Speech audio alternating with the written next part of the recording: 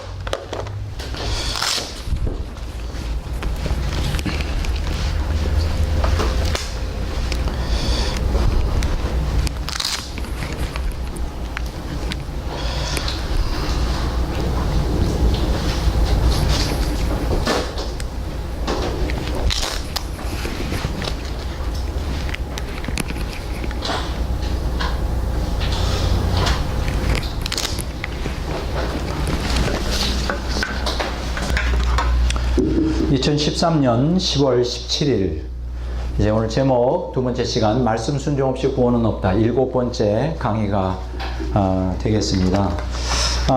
우리가 여러분들이 제가 지금 계속 반복하는 이유는 여러분들이 이 말씀을 완전히 숙지하시고 또 성경을 해석할 때 지금 사실은 말씀 순종 없이 구원은 없다는 이 특강은 굉장히 중요한 거예요. 사실은 제 사상의 핵심입니다.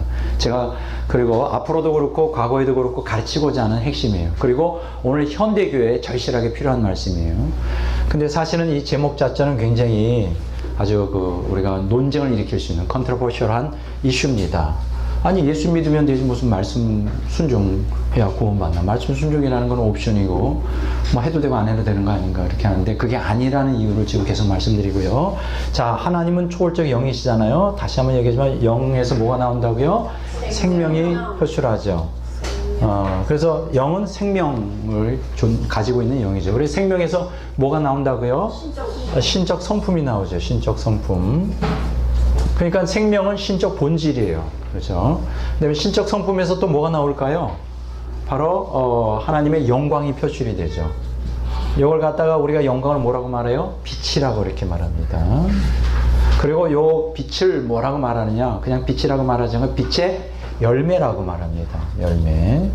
자, 그리고 신적 성품에는 우리가 공유적 속성에서 세 가지가 있다고 그랬죠? 거룩, 그다음에 진리, 사랑이라고 그랬어요. 그러면 우리가 신적 성품을 참여하여 하나님의 생명을 우리가 받고 그 다음에 하나님과 하나가 되기 위해서 우리가 어떻게 하라는 거예요? 신적 성품에 참여하기 위해서 그냥 믿으면 된다는 거예요? 아니에요. 믿고 어떻게 돼요? 이미 예수님이 다 이루어 놓으신 걸 믿고 확신 가운데 믿고 우리가 실제적으로 거룩과 진리와 사랑이라고 하는 말씀의 명령에 계명에 순종해야 되는 거예요.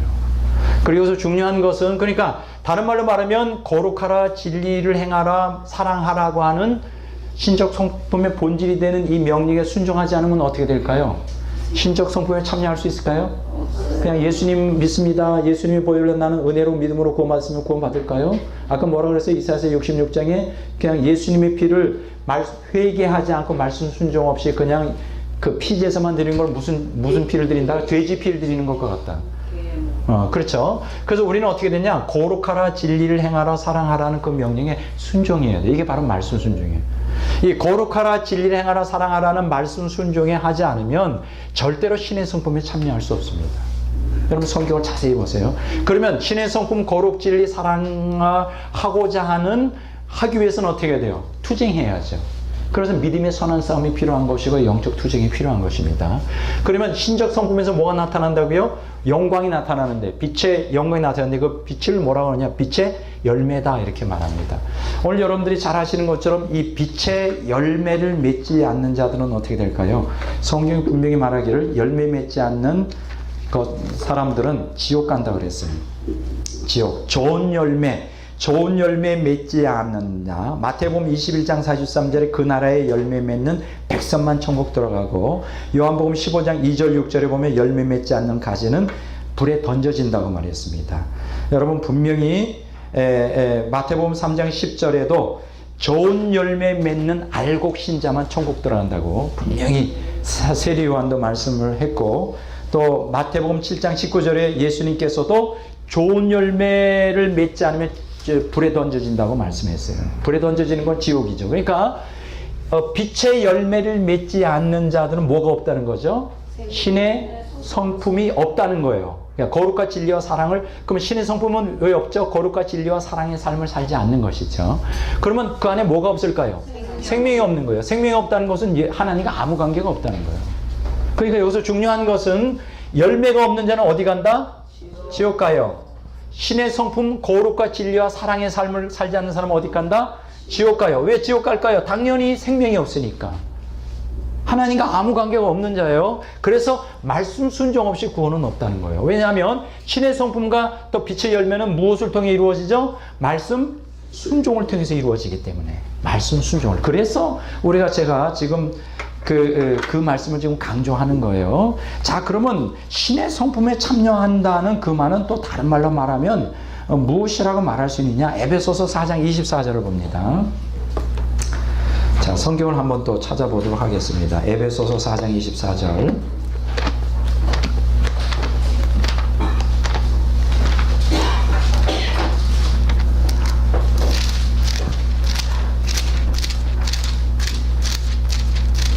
자, 에베소서 4장 24절 다 같이 읽어보겠습니다. 하나님을 따라 의와 진리의 거룩함으로 지으심을 입으하던 새 사람을 입으라. 여러분들이 그 에베소서 4장에 1절부터 16절까지 보면 몸의 연합에 대한 주제를 다루고 있고요. 또 17절부터 32절까지 보면 그리스도 안에서의 새로운 삶, 그러니까 새 사람에 대하여 언급하고 있어요. 여기 보면 하나님을 따라라고 했습니다. 하나님을 따라. 이게 무슨 뜻일까요? 하나님을 따라라고 하는 것은 God like예요. 하나님을 형상을 본받아. 하나님을 본받는 자가 되는 거예요. 하나님을 따라라고 하는 것은 하나님을 닮은, 이렇게 표현할 수 있습니다. 그러면 하나님을 뭐가 닮았다는 거예요? 의와 진리의 거룩하심으로 지으심을 받은 새 사람이에요. 그러니까 우리 안에 새 사람, 옛사람이 아닌 하나님의 생명이 우리 자아와 결합할 때, 우리 자신과 결합할 때 새 사람이 형성되는데, 그것은 하나님의 형상을 닮은 거예요. 무슨 얘기인지 아시겠죠? 그래서 성경에서 하나님의 형상을 회복하는 것은 새 사람이 내 안에 형성됨으로, 우리가 보통 새 사람, 옛 사람 그렇게 말하잖아요. 새 사람이라는 것은 신적 성품을 얘기하는 거예요. 신적 성품을 닮은 나예요. 하나님을 닮은 나예요. 예수님을 닮은 나가 바로 새 사람인 거예요. 그 새 사람을 어떻게 하라? 입으라라고 말을 해요. 제가 영어 성경으로 다시 한번 읽어보겠습니다. NLT 성경에 에베소서 4장 24절 Put on the new nature, the regenerate self created in God's image, God like in the righteous and holiness. 자, put on the new nature 뭐예요? 새로운 성품을 입으라.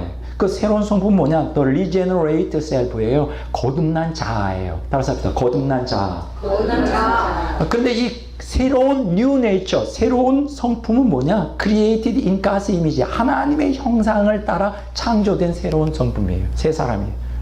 그러니까 여기서 새 성품이라는 것, 혹은 새 사람이라는 건 누구의 형상을 따라? 하나님의 형상을 따라 창조된 거예요. 그러면 그 하나님의 형상을 따라 창조된 그 새 성품이 언제 들어올까요? 우리가 예수님을 그리스도로 영접하고 거듭날 때, 중생에 체험할 때 내 안에 예수님 피가 뿌려지면서 그 안에 성령이 내주하시면서 전혀 새로운 성품이 우리 안에 이식이 되죠. 근데 여기서 조심해야 될 것은 우리 안에 이식된 새 사람은 완전히 완성된 게 아니에요. 그때부터 투쟁의 역사를 해야 돼요. 왜냐하면 새 사람이 내 안에 있지만 그 이전에 존재하던 옛 사람은 나를 장악하고 있으니까요. 원래 많은 기독교인들은 중생의 체험만을 강조하는데 그것이 이제 청교도 영성의 핵심인데, 중생의 체험은 물론 중요해요. 중생 거듭나지 않으면 절대 하나님 나라 들어올 수 없고, 거듭나지 않으면 새 사람이 창조가 될 수 없고, 거듭나지 않으면 신적 성품에 참여할 수 없어요. 거듭나면 너무나 중요한 거예요. 중생의 체험은 중요하지만 그게 전부가 아니라는 거예요. 왜냐하면 그때부터 투쟁적인 삶을 살아야 돼요. 그러면 어떤 투쟁을 해야 될까요? 회개는 예수님 믿을 때만 시작하는 거 아니에요. 그거는 죄인의 회개가 있고, 두 번째 신자의 회개가 있어요. 따라서 합시다. 죄인의 회개, 신자의 회개. 다시 한번 죄인의 회개, 두 번째 신자의 회개. 오늘날 많은 기독교인들은 자기가 처음 예수 믿을 때 회개 한 번 하면 된다고 생각해요. 이게 구원파들이 하는 얘기죠. 절대 그건 아니에요. 우리가 처음 예수 믿을 때도 회개를 해야 되지만은 그건 주인의 회개예요. 그러나 두 번째 중요한 것은 날마다의 삶 속에 신자들이 회개해야 돼요. 성도들이 회개해야 된다고. 우리 안에 왜 회개해야 될까요? 옛사람이 우리를 여전히 위협하고 있으니까. 그리고 우리 안에 거듭난 생명이 있다 할지라도 옛사람의 욕망을 따라 살면 그 구원을 상실할 수가 있어요. 한 번 구원이 영원한 구원이 아니라고요. 우리가 예수 믿고 거듭나도 새 생명 우리 안에 잉태되었어도 그거는 시작에 불과하지, 구원의 과정에서 끊임없는 자기 부인과 투쟁이 있지 않으면 그 새 사람은 말라 죽어버리고 말아요. 우리 마태복음 13장에 길가 그 돌밭에 뿌려진 씨앗이나 길가에 그 가시밭에 뿌려진 게 바로 그런 형태를 얘기해요. 예수 믿고 거듭났어요. 그러나 옛사람을 욕망을 따라 살다 보니까 결국 그 신앙에서 떨어져 나가는 거예요. 아주 오늘 기독교인들이 성도들의 신자의 죄를 회개해야 돼요. 그 다음에 말씀을 순종하는 삶을 살아야 돼요. 회개와 말씀 순종은 같이 붙어 있는 것이에요. 여기 보면 in true righteous and holiness라고 했어요. 참된 의와 거룩 안에 있는 하나님을 닮은 형상. 이게 그러니까 새 사람이라고 하는 것은 하나님을 형상을 회복한 나 자신이에요. 아니 좀 더 구체적으로 말하면 하나님의 형상을 지금 회복해 가는 과정 중에 있는 나란 말이에요. 그게 이제 새 사람이란 말이에요. 자, 이해가 되시죠? 자, 그럼 우리가 어떻게 될까? 아까 조금 아까 얘기하기를 열매 맺지 않는 가지는 지옥불에 던진다 그랬어요. 열매 맺어야 돼요. 그러니까 우리가 열매 맺어야 돼요. 그런데 여기서 중요한 것은 그 열매, 빛의 열매, 하나님의 영광을 드러내는 빛의 열매는 어디서 나온다고요? 신적 성품에서 나오는데, 신적 성품의 3대 요소가 뭐라고요? 거룩과 진리와 사랑이에요. 오늘 두 번째 시간에는 제가 여기에 대해서 집중적으로 다뤄보려고 합니다. 왜 우리가 하나님의 말씀에 순종하지 않으면 왜 우리가 구원받을 수가 없는가? 다른 말로 말하면 거룩과 진리와 사랑은 그냥 되는 게 아니에요. 예수님의 피만 의지한다고 저절로 거룩해질까요? 예수님의 피만 의지한다고 진리가 내 안에 저절로 형성이 되고 예수님의 피만 믿고 그 은혜와 그냥 믿습니다 하면 그냥 저절로 사랑이 될까? 아까 뭐라고 그랬어요? 아가페라는 게. 투쟁해야 된다 그랬죠. 투쟁해야 돼요. 영적 투쟁을 해야 돼요. 다른 말로 말하면 말씀을 순종하기 위해서는 끊임없는 죄와의 투쟁이 이루어져야 하는 거예요. 제가 요 근래에 아주 좋은 책을 한 권 또 만나게 됐어요. 그게 뭐냐면 앤서니 후쿠마라고 하는 신학자입니다. 여러분 이 사람 이름은 좀 여러분들이 외워두셨으면 좋겠어요. 누구요? 앤서니 후쿠마. 후쿠마 주석을 얘기한 거 아니고요. 후쿠마 아주 유명한 신학자입니다. 이 사람의 책이 지금 3권이 있어요. 제가 이 3권 다 갖고 있어요. 지금 다 읽어볼 계획인데 하나는 개혁주의 인간론이 있고요. 두 번째 개혁주의 구원론이 있고요. 세 번째 개혁주의 종말론이 있어요. 여러분들이 괜찮은 책이에요. 왜 괜찮다고 제가 얘기하느냐? 이분은 칼빈주의 입장이지만 우리가 칼빈주의의 3대 위대한 신학자가 있어요. 칼빈주의에서 아브라함 카이퍼. 여러분 이런 사람들 이름은 대충은 좀 기억해 두셔야 돼요. 신학을 배운 사람이라면. 누구요? 아브라함 카이퍼. 자, 요 위대한 신학자. 또 한 사람은 뭐냐? 그 다음에 벤자민 워필드라는 사람이에요. 벤자민 워필드. 또 세 번째 누구냐면 화란의 위대한 신학자인데 헤르만 바빙크라는 사람이에요. 헤르만 바빙크라고 하는 사람이에요. 한번 좀 따라서 합시다. 아브라함 카이퍼, 벤자민 워필드, 헤르만 바빙크. 이 세 사람을 우리가 세계 3대 칼빈주의 신학자라고 이렇게 말을 해요. 뭐 그 외에도 또 유명한 신학자들이 있죠. 뭐 핫지라고 하는 위대한 신학자들인데 그 사람은 더 그 전 시대 사람이니까 너무 좀 고리타분하고 너무나 좀 사변적이고 사실은 실제적으로 우리 칼빈주의에서 지금 많이 지금 굉장히 유명한 사람으로 3대 세계적인 칼빈주의 신학자가 이제 아브라함 카이퍼, 벤자민 워필드, 헤르만 바빙크인데 사실 이분들은 철저히 칼빈주의자죠. 근데 사실은 조금 저는 그래요. 저는 뭐 칼빈주의 신학을 제가 전공한 사람, 깊이 전공한 사람은 아니지만은 이분들은 조금 교조주의적인 색채가 많아요. 다른 말로 말하면 전통적으로 내놓은 칼빈주의를 그냥 답습, 아무 비판 없이 답습하는데, 이 앤서니 후쿠마라고 하는 사람, 요 사람이 요 최근의 사람이죠. 1913년에 태어나서 이제 1988년까지 사셨으니까 최근에 이제 요 아브라함 카이퍼, 베냐민 머필드, 헤르만 바벤크 뒤를 잇는 신학자인데, 이 칼빈주의 신학자인데, 이분은 상당히 저하고 굉장히 공통점이 많아요. 칼빈주의자, 저는 칼빈주의자 아니거든요. 저는 웨슬리안주의인데도 칼빈주의자인 앤서니 후쿠마하고 저하고 성경 해석상에서 많은 공통점을 갖고 있어요. 이번에 깜짝 놀란 게 뭐냐? 이번에 그 개혁주의 인간론을 보는데, 이번에 제가 지난번에 이거 나눠드렸잖아요. 여러분들에게. 저 요거 말씀 순종 없이 구원은 없다는 요거 나눠드렸잖아요. 그 요거 쭉 제가 이렇게 설명을 하는데, 제가 인용한 성경 구조를 이분이 그대로 다 인용하고 있더라고요. 깜짝 놀랐어요. 거의 한 구절도 틀림없이 다 인용하면서 저하고 같은 입장으로 해석을 하고 계신 거예요. 이번에 이걸 좀 추가적으로 읽었는데, 그래서 이분은 참 굉장히 대단하다. 왜 제가 이분을 높이 평가하느냐? 다른 사람은 앤서니 후쿠마, 따라서 봅니다. 앤서니 후쿠마. 이 사람을 제가 높이 평가하는 건 이분이 하나님 말씀 중심적이라는 거예요.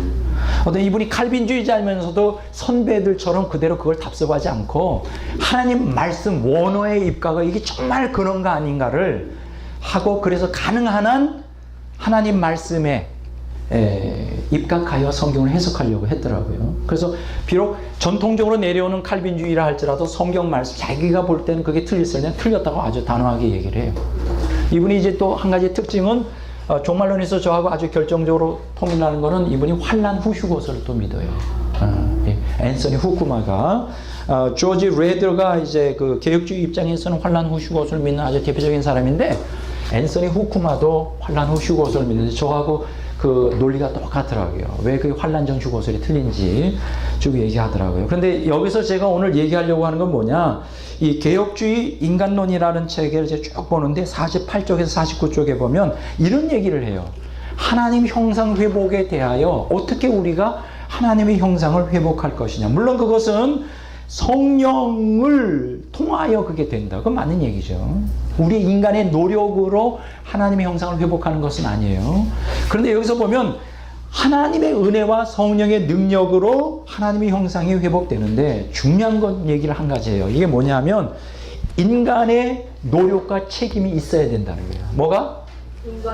인간의 노력과 책임. 다른 말로 말하면 하나님의 형상을 회복하는데, 다른 말로 말하면 신의 성품에 참여하는데, 하나님의 은혜와 성령의 능력은 필수적인 요소지만, 그렇다고 해서 인간의 의지적 노력, 인간의 노력과 책임을 배제하지 않는다는 거예요. 그러면서 여기서 성경 구조를 쭉 얘기해요. 에베소 5장 1절에 너희 하나님을 본받는 자가 되라.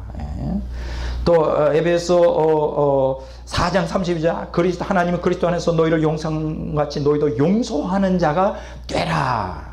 고린도전서 11장 1절에 내가 그리스도를 본받는 자같이 너희는 나를 본받는 자가 되라.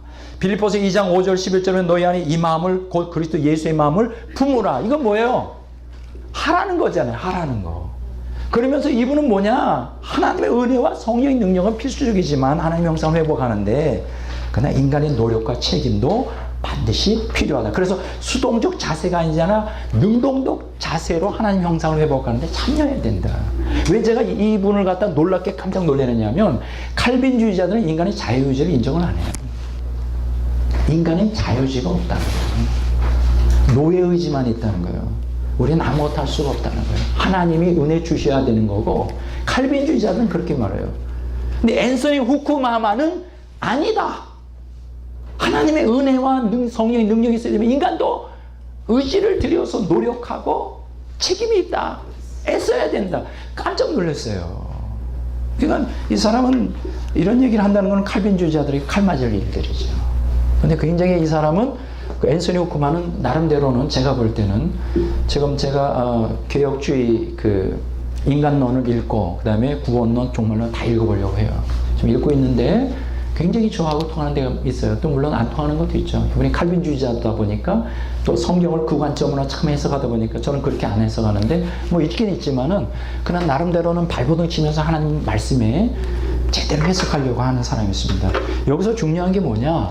왜 우리가 말씀을 순종해야 되느냐? 하나님의 은혜와 능력만 가지고 안 된다는 거예요. 우리가 적극적으로 말씀에 순종하여, 다른 말로 말하면 거룩하라, 진리를 행하라, 진리 가운데 행하라, 사랑하라고 하는 적극적인 말씀에 하나님의 은혜와 능력을 힘입어서 능동적으로 참여해야 된다는 거죠. 앤서니 후크만처럼. 제가 지금 주장하는 건 그거예요.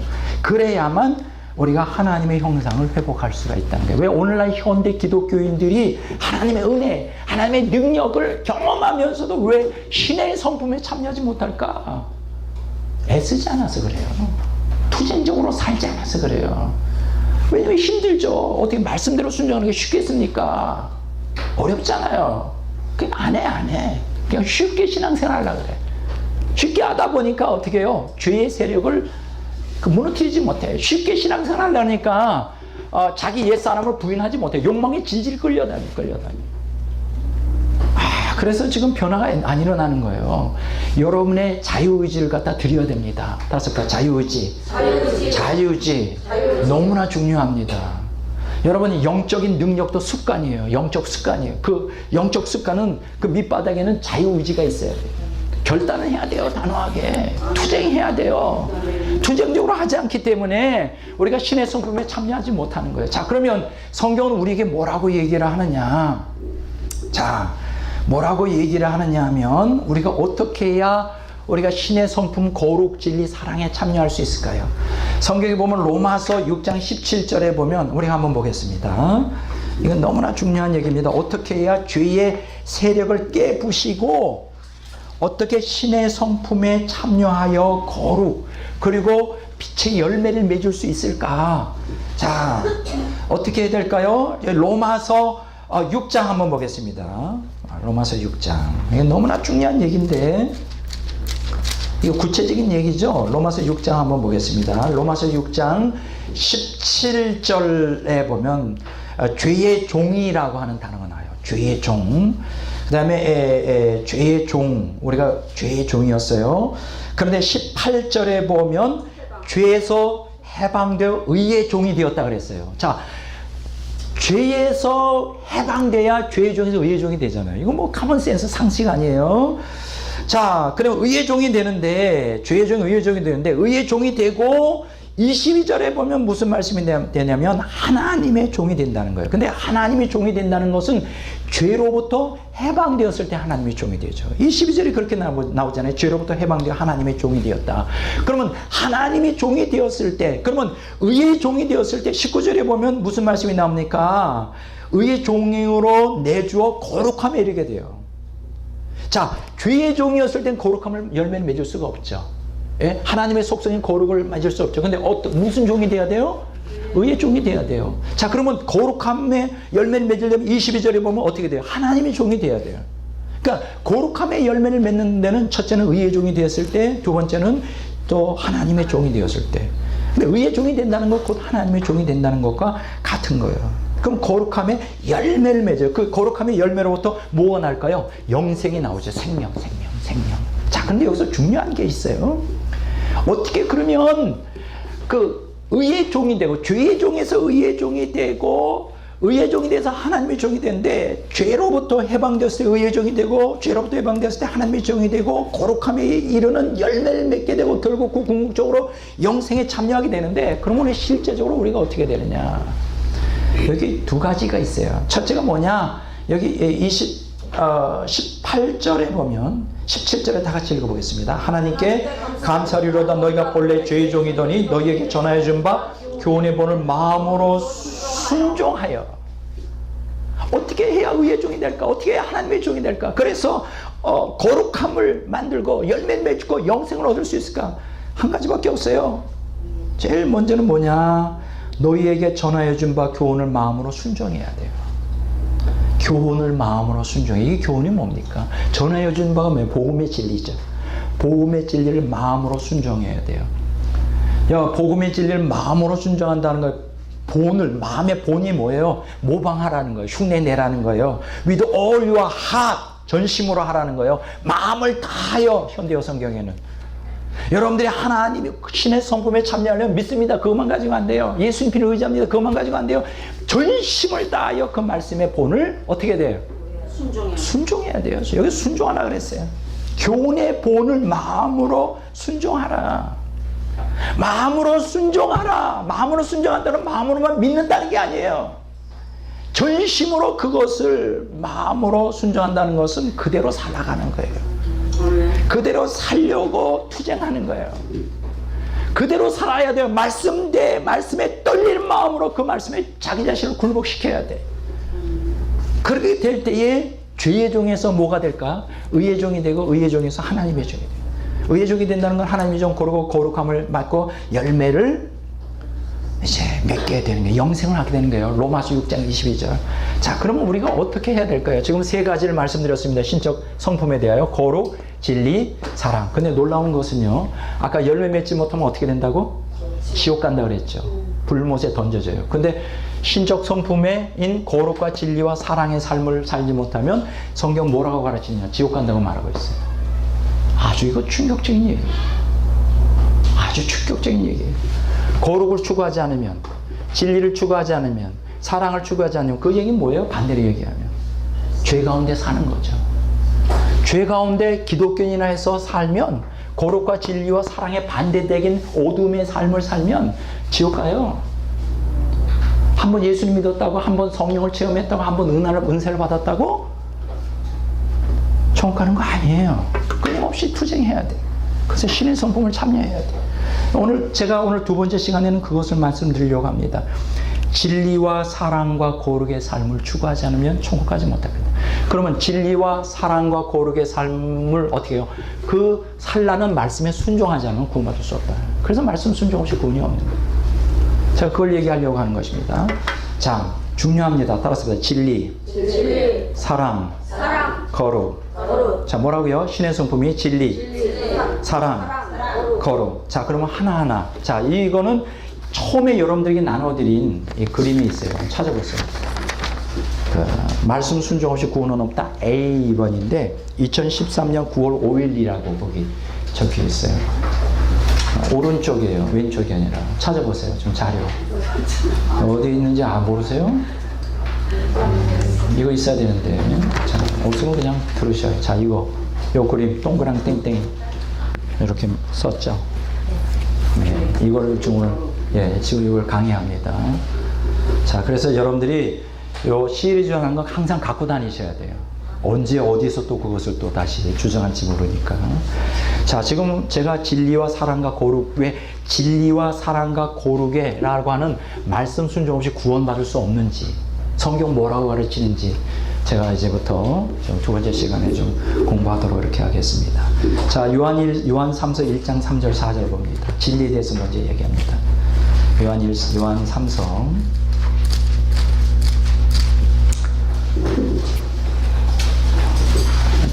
요한 3서 1장 3절 4절 다 같이 읽어보겠습니다. 형제들이 와서 내가 있는 진리를 증언하되 내가 진리 안에서 행한다 하니 내가 심히 기뻐하노라. 내가 내 자녀들이 진리 안에서 행한다함을 듣는 것보다 더 기쁜 일이 없도다. 여러분 요한 서신을 보면 참 좋은 서신이에요. 저는 요한복음도 참 좋아하지만 요한 1, 2, 3서도 굉장히 좋아합니다. 우리가 보통 요한을 무슨 사도라 그래요?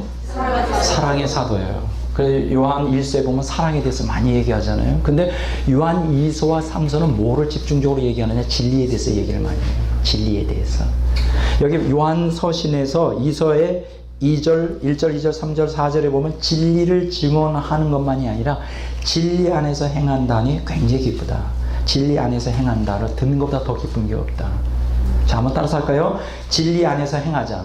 진리 안에서 행하자. 다시 한번 말씀드립니다. 진리 안에서 행하자. 진리 안에서 행하자. 진리 안에서 행하는 자만 결국은 구원을 받게 될 것입니다. 그러면 진리의 반대는 뭘까요? 거짓이에요. 그러면 진리는 누구에게 속해 있는 거죠? 하나님께 속해 있습니다. 거짓은 누구에게 속해 있는 거죠? 거짓의 아비인 마귀에게 속해 있는 거예요. 저는 진리 안에 행한다는 것은 무엇을 의미하느냐? 시편 26편 3절에서 5절을 보겠습니다. 시편 26편 3절에서 5절 봅니다.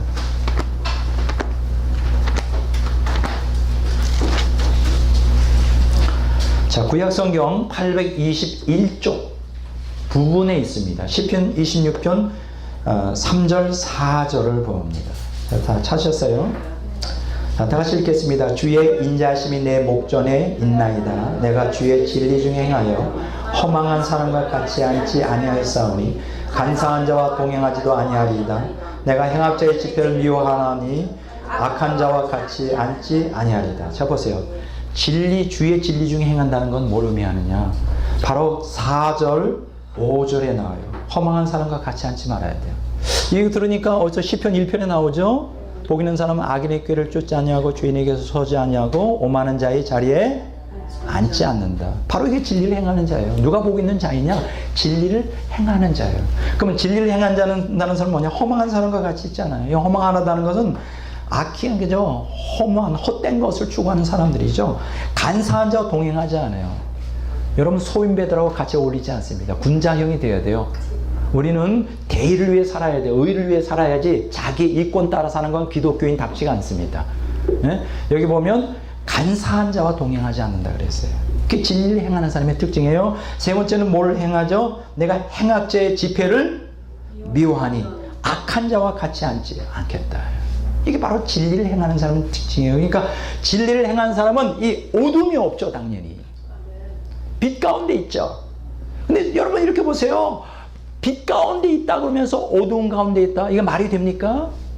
아, 나는 진리를 믿어 하면서 여전히 어두운 삶을 살아요. 어둠에 속한 삶, 죄된 삶에 거하는 걸 즐거워해요.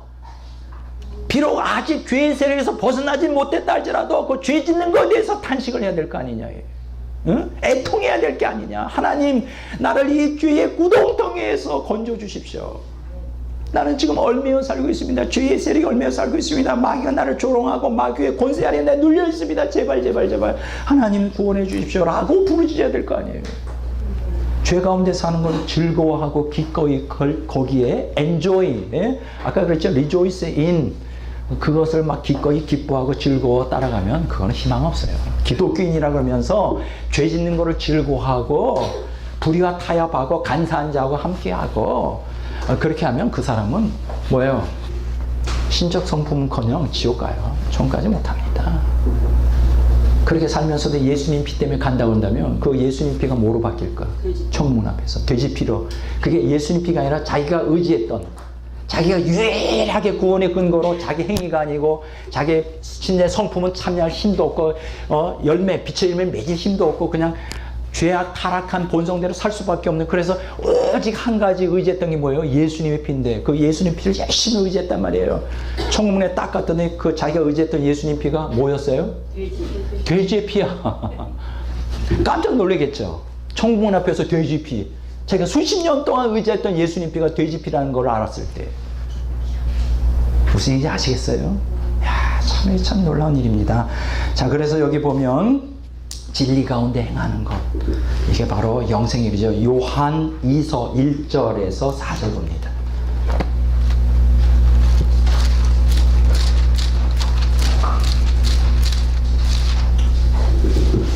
자, 요한 2서 1절에서 4절. 장로인 나는 택하심을 받은 부녀와 그의 장녀들에게 편지하니 내가 참으로 사랑하는 자여 나뿐 아니라 진리를 아는 모든 자도 그러한 것은 우리 안에 거하여 영원히 우리와 함께할 진리로 말미암으로다. 은혜와 긍휼과 평강이 하나님 아버지와 아버지 아들 예수 그리스도로부터 진리와 사랑 가운데서 우리와 함께 있으리라. 너는 자녀들 중에 우리가 아버지께 받은 계명대로 진리를 행하는 자를 내가 보니 심히 기쁘도다. 아까 그 똑같은 말씀이 나오죠. 진리를 행한다고 하는 것을 보니 심히 기쁘다. 근데 여기 보면 2절에 보면 우리 안에 거하여 영원히 우리와 함께할 진리예요. 여러분, 진리는 이 땅에 떠날 때 우리가 안에서 없어질까요? 죽어서 천국에서 영원히 진리는 우리 안에 거합니다. 그 진리가 있는 사람만 천국 들어가요. 그 진리가 있는 사람에게 거룩이, 진리에서 거룩이 표출되고 진리에서 사랑이 나오는 거예요. 진리에 근거 없는 거룩이라든가 진리에 근거 없는 사랑이란 있을 수 없는 거예요. 그 진리가 거룩과 사랑을 갖다 연결해주는 다리 역할을 해주는 거예요. 그렇기 때문에 우리가 거룩을 추구한다, 사랑을 추구한다. 근데 그 밑바닥에는 뭐가 있어야 돼요? 항상 진리가 있어야 돼요. 그리고 그 진리가 우리를 천국으로 인도해요.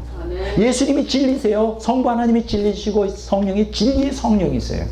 그렇기 때문에 성부, 성자, 성령은 항상 우리를 진리 가운데로 인도해요. 그리고 진리가 우리 안에 거할 때 우리는 거듭나는 역사가 있고 그것이 생명으로 인도해요. 여러분 아시겠습니까? 거룩이 어디에 근거 두고 있다고요?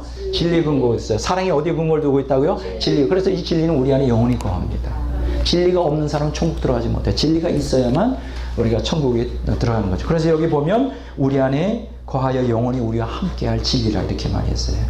자, 그런데 이 진리에 대해서 뭐라고 얘기하는지 좀 더 구체적으로 말합니다. 베드로전서 1장 22절 23절 봅니다. 베드로전서 1장 22절 23절 보겠어요. 자, 왜 진리가 중요한가? 자, 베드로전서 1장 22절에서 23절 다 같이 읽겠습니다. 너희가 진리를 순종함으로 너희 영혼을 깨끗하게 하여 거짓이 없이 형제 사랑하게 이르렀으니 마음으로 뜨겁게 사랑하라. 너희가 거듭난 것은 썩어져 실어된 것이 아니요 썩지 아니할 실어된 것이니 살아있고 항상 있는 하나님의 말씀으로 되었느니라. 자, 여기 진리에 대해서의 진리의 역사, 진리의 능력, 진리의 어떤 특성을 얘기합니다. 진리를 우리가 순종할 때, 여기서 진리를 믿는다는 건 순종이에요. 여기서 말하는 진리는 뭡니까? 물론 하나님 말씀이죠. 그러나 단순히 기록된 문서상의 말씀만이 진리가 아니라 성령으로 역사하는 하나님 말씀은 그 진리예요.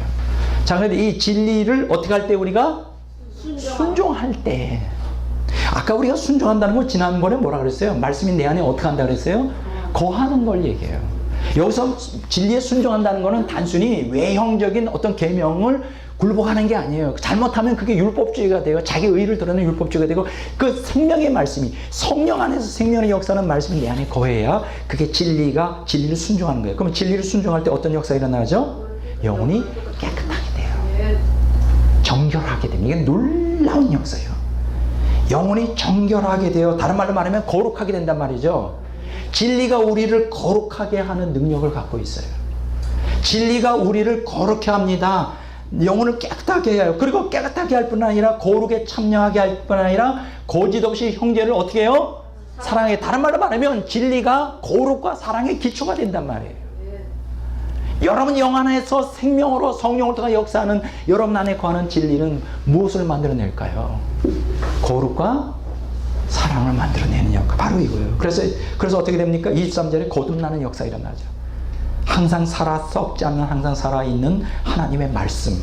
그게 바로 진리인 것입니다. 이해가 되시죠? 자, 그러면 내가 어떻게 해야 될까요?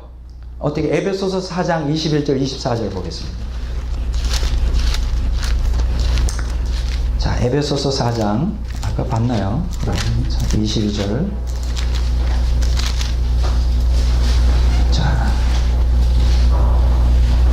자, 에베소서 4장 22절을 다시 읽습니다. 24절까지 읽습니다. 너희는 유혹의 욕심을 따라 썩어가는 구습을 따르니 옛사람을 벗어버리고 오직 너희의 심령이 새롭게 되어 하나님을 따라 의와 진리의 거룩함으로 지으심을 받은 새 사람을 입으라. 여기 보세요. 하나님을 따라 뭐예요? 하나님의 형상을 닮은, 하나님을 그대로 뼈 닮은 의와 진리의 거룩함 보세요. 진리에서는 어떻게 돼요? 거룩함이 나오죠. 그리고 새 사람이 거기서 창조가 되죠. 거듭나게 된단 말이에요. 근데 여기서 중요한 것은 뭐예요? 이것이 일회성으로 끝나는 게 아니죠. 내가 거듭날 때 중생할 때 한번 거듭났다, 새 사람 됐다, 끝나는 거 아니에요. 여기 보면 유혹의 욕심을 따라 썩어져가는 구습을 따른 옛사람을 끊임없이 버리는 역사가 있어야 돼요. 옛사람을 끊임없이 버릴 때 진리가 되는 거예요. 끊임없이 우리가 옛사람에서 벗어나려고 해야 돼요. 옛사람을 벗어나려고 하는. 그래서 31절에 이런 말씀 있잖아요. 너는 모든 악독과 노함과 분냄과 떠드는 것과 비방하는 것 모든 악의를 버리라 그랬어요. 이게 바로 옛사람의 성품이죠. 제가 오늘 아까 소개했지만 예수님과 멀어지게 하는 45가지 이유, 여러분들이 이걸 날마다 상고하시기 바랍니다. 혹시 여러분들이 여기에서 아직 벗어나지 못하는 죄가 있다면 이 말씀을 묵상하고 반복 영적 연습을 하고 영적 훈련을 하면서 벗어나도록 해야 돼요. 막연히 말씀 순종이라는 개념 하지 말고 구체적으로 하나하나 자세한 지극히 작은 것에서부터 이렇게 벗어나는 훈련을 할 때 이제 그 얘기에 대해서는 이제 다음 주에 아마 강의가 집중적으로 두 번째 시간에 다뤄지게 되겠지만은 우리가 거룩이라 그래서 거창할 필요가 없어요. 지극히 하나의 지극히 작은 것 하나. 이런 거 있어요. 제가 지금 그 자료를 안 가지고 왔는데 1, 29, 300 법칙이라는 게 있어요. 이거 이제 다음 주에 좀 더 구체적으로 얘기했는데 이게 뭐냐? 하나의 거대한 대형 사고가 있잖아요. 뭐 백화점이 붕괴되거나 그런 29가지의 작은 사고들이 나타나면서 하나의 경고성으로 나타나는 거예요. 전조라는 것이죠. 그리고 그 29가지는 300가지의 자잘한 그 사고가 날 뻔한 그러한 위험성들이 이렇게 축적이 되게 된다는 거예요. 그러니까 하나의 거대한 사고는 갑자기 일어나는 것이 아니라 29가지의 작은 사고에서 발생되고 그것은 300번이라고 하는 엄청난 숫자에 우리가 간과하기 쉬운 많은 것들에서 이렇게 축적이 되면서 이렇게 된다는 거예요. 제가 이건 무엇을 얘기하냐? 이걸 거꾸로 얘기하면 하나의 우리가 완전에 도달하기 위해서 일이라는 완전에 도달하기 위해서는 어떻게 되느냐?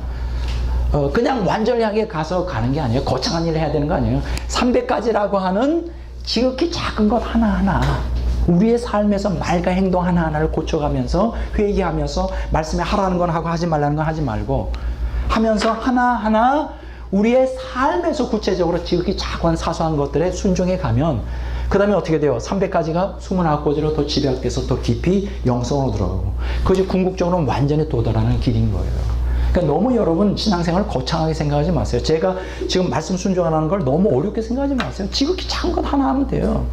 지극히 작은 것 하나 안에서 실생활 가운데 그걸 실천하는 삶이 필요한 거예요. 여기 대해서는 나중에 이제 제가 자세하게 말씀을 드리겠습니다. 자, 여기 보면 예수님께서 자 21절 다 같이 읽어보겠습니다. 진리가 에베소 4장 21절 진리가 예수 안에 있는 것 같이 너희가 참으로 그에게서 듣고 또한 그 안에서 가르침을 받았을진데 진리가 누구 안에 있다고요? 예수님 안에 있어요. 하나님 진리는 누구의 속성이에요? 신의 성품이니까 신이니까 당연히 진리가 그 성부, 성자, 성령 안에 있죠. 그 진리가 우리 안에 있기를 원하는 거예요. 그 우리는 어떻게 예수님 안에 거하는 진리를 나의 것으로 삼을 수 있을까? 본받아야 되죠. 가르침을 받아서 순종해야 돼요. 그러면 가르침 받아서 순종하려면 어떻게 돼요? 진리가 내 안에 걸려면 어떻게 돼요? 먼저 옛사람을 벗어버려야지. 새 사람은 옛사람을 벗어버리면 자동적으로 확장이 되는 거예요. 유혹의 욕심을 따라 썩어져가는 구습을 따는 옛사람을 날마다의 삶 속에 벗어버리는 훈련을 해야 된단 말이에요. 말과 행동에 거친 말 쓰지 말고요. 한번 약속했으면 지키고요. 말하고 행동하는 것이 일치하게 되고 할 수 있잖아요.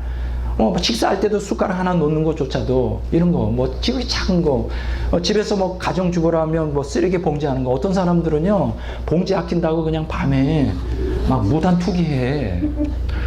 난 도대체 근데 그게 예수 믿는 사람이라면 정말 이해가 안 돼요. 세상 사람들이야 막갑하니까 그게 이해가 되지만 예수 믿는데 조금 비닐을 아끼겠다고 무단 투기하고 거짓말하고 사기치고 이게 아무렇지도 않게 생각해요.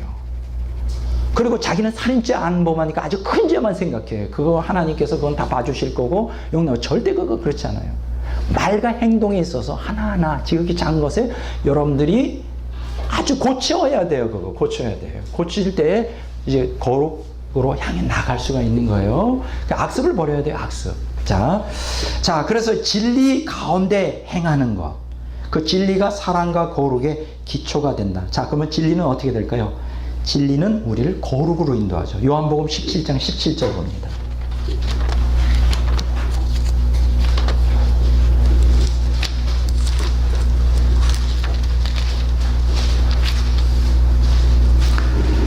자, 요한복음 17장 17절 다 같이 읽겠습니다. 찾으셨어요? 자, 다 같이 읽습니다. 그들을 진리로 거룩하게 하옵소서. 아버지의 말씀은 진리입니다. 여러분, 우리가 거룩해지려면 뭐가 우리를 거룩해 하죠? 진리가 우리를 거룩해 하죠. 진리가 우리를 거룩해 합니다. 아버지의 말씀은 진리예요. 자, 19절에 보면 또 그들을 위하여 내가 나를 거룩해 하오니 이는 그들도 진리로 거룩함을 얻게 하려 함이라. 예수님은 분명히 얘기했어요. 진리가 우리를 거룩해 한다고. 아멘. 진리가 우리를 거룩해 합니다. 여러분들이 거룩해지길 원해요? 하나님 말씀, 진리를 순종하세요. 그럼 거룩해져요. 뭐 거창한 거 아니에요. 우리가 뭐 말씀 순종하세요. 그냥 지극히 작은 것 하나에 하라는 대로. 예를 들어서 뭐 이런 뭐 여러 가지 많죠. 악을 악으로 갚지 말고 악을 어떻게 선으로 갚으라. 저도 이제 교단 일을 하다 보면 별일들이 다 있잖아요. 그럼 거기서 막 공격해오면 나도 해주고 싶은 마음이 있다. 근데 성경 뭐라 그래요? 악을 악으로 갚지 마라. 악을 선으로 갚아라. 또 교단을 갖다가 분열시키는 또 그러한 사람들이 있어요. 그러면 거기서 막 이렇게 부정적인 얘기를 교단을 향해 하잖아요. 그럼 여기서도 같은 포를 쏴줄 수 있지. K9으로 그냥 자주포로. K55A 그게 아니라 K9. 그게 굉장히 성능이 좋대요. 45km까지 날아간대. 근데 그렇게 하면 안 돼요. 그러면 똑같은 사람 되는 거예요. 악으로 오면 그거를 선으로 가. 성경이 있잖아요. 그렇게 해보세요. 내가 너한테 주지 않는다. 난 절대 손해보지 않겠다. 이건 뭐 예수 믿지 않는 사람하고 다른 게 뭐 있어요? 양보하고 손해보고 거기서 흉보면 나 같이 흉보지 말고 그냥 참고 기도하면서 기도 무릎 꿇는 거예요. 이게 바로 신의 선부에 참여하는 거예요. 근데 너무 말이 많아. 제가 이제 목회자들 세계 보니까 조그만 그 흠도 막 그냥 퍼져 그냥 교단 전체에. 왜 이렇게 흉을 보는지 몰라. 하지 말라 그랬잖아. 형제의 연약함을 어떻게 하라고? 담당하라 그랬잖아. 항상 덕이 끼치는 말만 하라 그랬잖아. 근데 왜 안 해? 그냥 조그만 흉이 있으면 그냥 사람들한테 해서 막 그 사람 누구는 어떻더리 저떻더리 그거 하지 말란 말이에요. 성경에 하지 말라는 건 하지 말아야 되지. 그죠? 그런 것 같아요. 그게 다 거룩으로 향해 나가는 거예요. 자, 데살로니가후서 2장 13절 보겠습니다.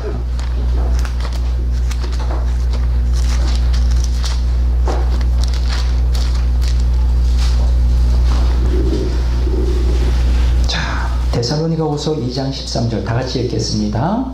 주께서 사랑하시는 형제들아 우리가 항상 너희에게 원하여 마땅히 하나님께 감사할 것은 하나님이 처음부터 너희를 택하사 성령의 거룩하게 하심과 진리를 믿음으로 구원을 받게 하시니. 여기 보세요. 우리가 진리가 거룩하게 한다는 것은 성령 없는 진리가 거룩하게 하는 게 아니에요. 진리가 우리를 거룩하게 한다는 건 진리 그 자체가 성령은 진리의 성령이기 때문에 항상 우리를 진리 가운데 인도해요. 여기 보세요. 성령의 거룩하게 하심과 진리를 믿음으로 구원을 받는다 그랬죠. 그러니까 성령과 진리는 같이 가게 돼 있는 거예요. 여기서 진리가 거룩하게 된다는 것은 그냥 진리 그 기록된 성경 말씀 우리를 거룩하게 한다는 게 아니라 이 성경 누가 기록했어요? 성령이 기록했잖아요. 또 진리가 성령 안에 있잖아요. 그러니까 진리가 거룩하게 하는 것은 성령으로 역사하는 진리가 우리를 거룩하게 하는 거예요. 오늘 이 말씀대로 그런 뜻인 거예요. 야고보서 1장 18절 보겠습니다.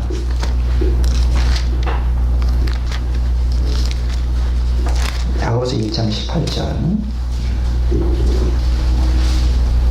다 같이 읽겠습니다. 그가 신약성경 372쪽 야고보서 1장 18절 그가 그 피조물 중에 우리가 한 천 열매가 되게 하시려고 자기 뜻을 따라 진리의 말씀으로 우리를 낳으셨느니라. 진리의 말씀으로 우리를 낳았다. 아까 우리가 베드로전서 1장 22절 23절이 기억나죠?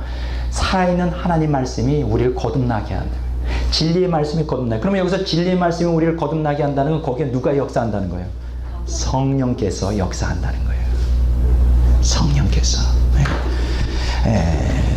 누가복음 8장 12절 봅니다.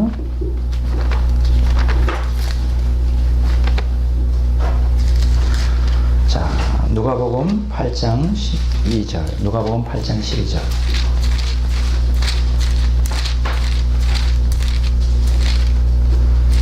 다 같이 읽어보겠습니다. 자, 길가에 있다는 것은 말씀을 들은 자니 이에 마귀가 가서 그들이 믿어 구원을 얻지 못하게 하려고 말씀을 그 마음에서 빼앗는 것이요. 자, 말씀을 빼앗아 가는 때 구원이 이루어지지 않죠. 왜냐하면 그 말씀이 진리, 성령을 통해 역사하는 진리이기 때문에. 자, 여기서 성경은 뭐라 그랬습니까? 진리가 우리를 거룩해 한다. 이렇게 말을 했습니다. 자, 그러면 우리가 또 어떻게 해야 거룩해질까요? 여기 성경에 보면 진리로 거룩해지는데 그 진리가 어떤 것이냐? 성령이 역사하는 진리. 그것이 예수의 피로 말미암아 역사하는 진리예요. 그러니까 우리가 거룩해지는 것은 진리인데 그 성령과 예수의 피가 함께 할 때 이제 우리가 예수님의 보혈로 우리가 거룩하게 된다 말할 수 있죠. 요한계시록 1장 5절 봅니다. 아까 본 것 같은데 또 봅니다. 자, 요한계시록 1장 5절 하나 봅니다. 다 같이 읽어보겠습니다. 1장 5절 후반부에 있습니다. 우리를 사랑하사 그의 피로 우리 죄에서 우리를 해방하시고. 죄에서 해방한다는 것은 이제 거룩에 향해 나아간다는 거예요. 요한계시록 7장 14절 봅니다. 요한계시록 7장 14절. 자, 다 같이 한번 읽어보겠습니다. 내가 말하기를 내 주여 당신이 하시나이다 하나니 그가 그에게 이르되 이는 큰 환난에서 나오는 자들인데 어린 양의 피에 그 옷을 씻어 희게 하였느니라. 자, 어린 양의 피가 우리를 정결하게 합니다. 다른 말로 말하면 거룩으로 나가게 한단 말이에요. 자, 히브리서 10장 29절을 봅니다. 히브리서 10장 29절을 다 같이 봅니다. 히브리서 10장 29절. 자, 다 같이 봅니다. 히브리서 10장 29절 다 같이 봅니다. 하물며 하나님의 아들을 짓밟고 자기를 거룩하게 한 언약의 피를 부정한 것을 이고 은혜의 성령을 욕되게 하는 자가 당연히 받을 형벌은 얼마나 더 무겁겠느냐 너희는 생각하라. 저기 언약의 피와 거룩이 연결되어 있는데 여기 보면 은혜의 성령이 같이 역사합니다. 자 정리해 보겠습니다. 진리가 우리를 거룩하게 한다는 것은 그냥 기록된 하나님 말씀을 우리 거룩하게 한다는 것보다 그 진리가에 누가 역사한다고요? 성령이 역사합니다. 그래서 거룩으로 나가고 또 한 가지는 예수님의 보혈로 우리가 거룩하게 되는데 그 예수님의 보혈은 누가 역사하죠? 성령께서 함께 역사를 하죠. 그래서 거룩으로 나갑니다. 그래서 우리에게 지금 거룩으로 나가는데 절대적으로 필요한 것은 성령으로 역사하는 예수님의 보혈과 진리 되시는 하나님의 말씀으로 우리가 거룩하게 되는 거예요. 그래서 왜 우리가 하나님 말씀을 순종할 때 우리가 항상 예수님의 보혈을 주장해야 돼요. 왜냐하면 예수님의 피만이 우리의 원죄와 자범죄를 덮어주고 제거할 수 있는 능력을 갖고 있어요. 예수님의 보혈의 능력이에요. 따라서 예수님의 보혈의 능력. 다시 한번 예수님의 보혈의 능력. 근데 우리가 중요한 건 예수님의 피 없이 그냥 말씀 순종만 할 때 잘못하면 율법주의로 전락하기가 쉬워요. 왜냐면 거기 내 공로가 들어가잖아요. 그래서 항상 예수님의 피를 주장하고 내 죄를 정결케 하고 거룩으로 나가게 하는 예수님의 피를 주장하며 또 성령으로 역사하는 진리 되시는 말씀에 순종할 때 이게 두 가지가 앙상블을 이룰 때 어디로 나가게 될까요? 이제 거룩으로 향하게 되는 거예요. 거룩으로 이제 나가게 되는 거예요. 자, 그러면 이 거룩이라는 게 도대체 이제 무엇일까? 거룩은 두 가지 의미를 갖고 있어요. 하나는 하나님 측면에서 또 하나는 인간 측면에서 거룩이 있어요. 자, 뭐라고요? 우리가 두 가지 거룩을 추구해야 되는 하나는 하나님 측면에서의 거룩을 추구해야 되고 또 하나는 인간 측면에서 거룩을 추구해야 돼요. 그러면 하나님 측면에서의 거룩은 뭘까요? 정결과 성결이에요. 거룩하라라고 명령할 때 하나님 측면에서 우리가 지켜야 될 거룩은 정결과 성결이에요. 그러면 정결과 성결은 도대체 뭐로부터 정결과 성결이냐? 세상을 사랑하면 안 돼요. 세상과 타협하면 안 돼요. 내 옛사람의 욕망대로 살아가면 안 돼요. 야고보서 4장 4절 한번 보겠습니다. 히브리서 다음에 다 같이 한번 읽어보겠습니다. 야고보서 4장 4절. 자, 야고보서 4장 4절 다 같이 읽겠습니다. 가늠하는 여인들아 세상과 벗된 것이 하나님과 원수됨을 알지 못하느냐. 그런즉 누구든지 세상과 벗이 되고자 하는 자는 스스로 하나님과 원수되는 것이라. 이거 불신자에게 얘기한 겁니까? 신자에게 얘기한 겁니까? 신자예요. 신자에게 경고하는 거예요. 예수님이 더 천국을 향해 가고 있다는 성도들에게 야고보가 세상과 벗하지 말라고 경고하고 있는 거예요. 세상과 벗하면 누구 하나님과 원수가 되고 누구의 짝이 돼요? 마귀하고 짝이 돼요. 세상을 사랑해서는 안 돼요. 정결과 성결이라는 것은 세상으로부터 분리되는 걸 얘기해요. 여러분 우리가 비록 세상에 살지만 세상의 풍조를 따라가면 안 돼요. 세상과 혼합해 살아가면 안 돼요. 세상 사람들이 살아가는 방식으로 살면 아주 이건 지옥행입니다. 나는 기독교인들에게 경고하고 싶어요. 예수를 믿는다고 하면서 교회는 다니지만 세상 사람들이 똑같은 그들이 추구하는 방식대로 그들이 추구하는 욕망을 따라 산다면 그것은 100% 지옥행이에요. 왜냐하면 거룩을 추구하지 않기 때문에. 이거는 거룩은 무엇으로 표출되어야 되느냐? 하나님께 성결과 정결로. 그래서 우리는 투쟁할 수밖에 없어요. 세상과 타협하지 않기 위해서는 투쟁해야 돼요. 우리에게 개인적으로 이득이 되는 것도 하나님의 영광을 가리는 것은 과감하게 버려야 돼요. 저도 그런 사람을 지금까지 살아왔어요. 부족하지만 제가 세상과 타협하지 않고 결탁하지 않으려고 지금까지 살아왔어요. 제가 지금도 다행하게 생각하는 것은 제가 가는 곳마다 환영을 받았어요. 목회도 오래 했어요. 부목사 생활도 했어요. 가는 곳마다 참 인기가 좋았어요. 그 막 큰 교회에서도 제일 인기가 좋았고, 그리고 미국에서도 가는 곳마다 인기가 좋았어요. 근데 너무 인기가 좋다 보니까 뭐예요? 시기 질투가 일어나는 거예요. 심지어는 담임 목사님보다 나를 더 좋아하는 사람들이 많이 있을 정도로. 그러니까 심지어는 담임 목사에 대해 불만을 갖고 있는 사람들이 백 목사님 나보고 같이 나가서 개척교회 하자는 거예요. 아주 저한테는 굉장히 어려운 두 번의 기회가 있었어요. 난 다 거절했습니다. 나는 내 목회 철학은 부목사로 들어왔으면 부목사로 끝나는 것이다. 그리고 일단 그 교회를 떠나면 끝장이에요. 그 교인들하고 통화 안 해요. 이게 내 목회 철학인데 아주 너무나 힘들었어요. 저보고 그냥 목회하자고 물고 늘어지는 바람에. 이제 그런 사람일수록 또 나중에 나를 또 배반하지. 그러니까 난 사람 믿지는 않아요.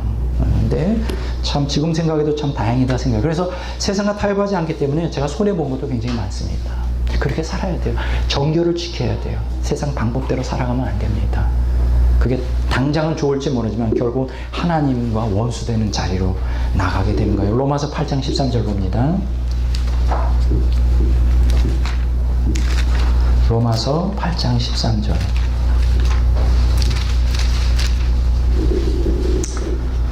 다시 읽어보겠습니다. 너희가 육신대로 살면 반드시 죽을 것이로되 영으로서 몸의 행실을 죽이면 살리냐.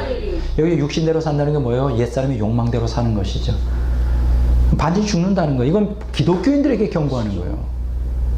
기독교인들에게 경고하는 거예요. 육신대로 욕망대로 살면, 탐욕대로 살면 죽어요. 지옥 가요. 영이 뭐예요? 영으로서 성령으로 몸의 행실을 죽이면, 여기서 말하는 몸은, 몸의 행실이라는 것은 악한 옛사람의 행실이에요. 죽여야 돼요. 성령으로 죽여야 돼요. 근데 성령으로 죽인다면 막 기도만 해서 되냐? 말씀이 성령과 함께, 진리의 말씀이 성령과 함께 역사하게 되면 진리로 우리 옛사람을 죽여야 돼요. 굴복시켜야 돼요. 말씀에 굴복시켜야 돼요. 그러면 살게 돼요. 여러분, 제가 여러분들에게 권면하고 주고 싶은 건 뭐냐? 이 세상에 사는 동안에 정결과 성결을 지키십시오. 정조를 지키세요. 하나님을 향하여. 세상과 타협하지 마세요. 여러분, 이 세상과 타협하지 말라는 것에 대해서 가장 강력하게 경고해 주는 사람이 A.W. 토조예요.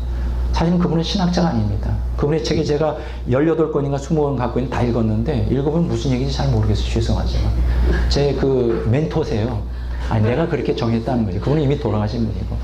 멘토인데, 근데 무슨 얘기인지 잘 몰라요. 왜냐면 신학적으로 정립이 안 돼서 읽어도 너무 숭고없고. 그런데 한 가지 제가 그분한테 배우는 건 뭐냐면, 그 제목 있잖아요. 그 책의 겉표지 제목과 그 소제목 있잖아요. 그게 나를 갖다가 막 강력하게 일깨워요. 그 사람의 특징은 뭐냐? A.W. 토조의 특징은 세상을 사랑하지 말라는 거예요. 세상에 정면으로 대항하라는 거예요. 대항하라는 거예요. 그리고 맞서라는 거예요. 얼마나 멋있습니까? 거기 내가 매료돼가지고 토조 선생님은 내 스승으로 삼았는데, 나중에 보니까 그분보다 더 좋은 분들이 좀 있더라고요. 그래서 또 사람이, 제가 또 의리파잖아요. 또 더 좋은 사람이 있다고 그냥 또 거기 홀랑 또 하면, 이게 또 천국에서 A.W. 토조 선생이 섭섭해할 거야. 그냥 일생 그냥, 죄송합니다. 일생 그냥 그분을 내 멘토로 삼기로 그렇게 했어요. 그 A.W. 토조의 특징은 뭐냐? 세상 사랑하지 말라는 거예요. 그거 한번 여러분들이 소제목만 쭉 읽어보세요. 얼마나 은혜가 되는지, 막 도전이 되죠? 여러분, 절대 세상을 사랑하지 마십시오. 그러면 인간에게 거룩을 지키는 건 어떻게 되느냐? 공의와 정의를 행해야 돼요. 따라서 합시다. 공의와 정의. 공의와 정의. 공의와 정의. 공의와 정의. 여러분, 이스라엘 백성들은 왜 망했을까요? 그들이 제사도 많이 지키고 하나님 앞에 뭐 사랑한다 고백하고 날마다 예배를 드렸는데 왜 그들이 망했을까요? 공의와 사회에 대하여, 이웃에 대하여 공의와 정의를 행하지 않았기 때문에 불의를 행했어요.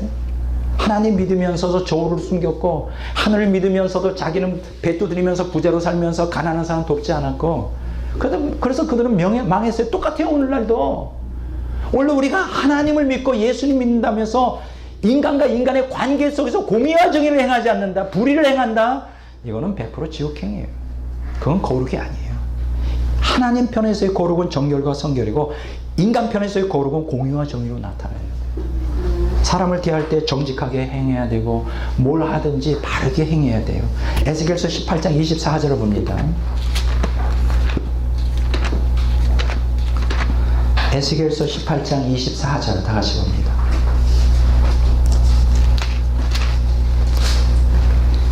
그러니까 여러분들이 에스겔에서 제가 가장 중요한 부분이 두 군데 있다고 생각해요. 에스겔서 18장과 에스겔서 33장이에요. 뭐 다 볼 수는 없지만 에스겔서 18장 24절을 다 같이 한번 보겠습니다. 만일 의인이 돌이켰고 공의에서 떠나 범죄하고 악인이 행하는 모든 가증한 일들을 행하면 살겠느냐? 그가 행한 공의로운 일은 하나도 기억함이 되지 아니하리니 그가 그 범한 허물과 그 지은 죄로 죽으리라. 무서운 경고입니다. 공의를 행하지 않는 하나님 믿는 사람이라면 그 불의 때문에 죽는다는 거예요. 지옥 간다는 거예요. 우리가 항상 공의를 행해야 돼요. 에스겔서 33장 보겠습니다. 제가 33장 중요하다고 그랬죠? 에스겔서 33장 14절에서 16절 봅니다. 14절에서 16절 다 같이 읽어보겠습니다. 에스겔서 33장 14절에서 16절 가령 내가 악인에게 말하기를 너는 죽으리라 하였다 하자 그가 돌이켜 자기 죄에서 떠나 정의와 공의로 행하여 저당물을 도로 주며 강탈한 물건을 돌려보내고 생명의 율례를 지켜 행하여 죄악을 범하지 아니하면 그가 반드시 살고 죽지 아니할 것이라. 그가 본래 범한 모든 죄가 기억되지 아니하리니 그가 반드시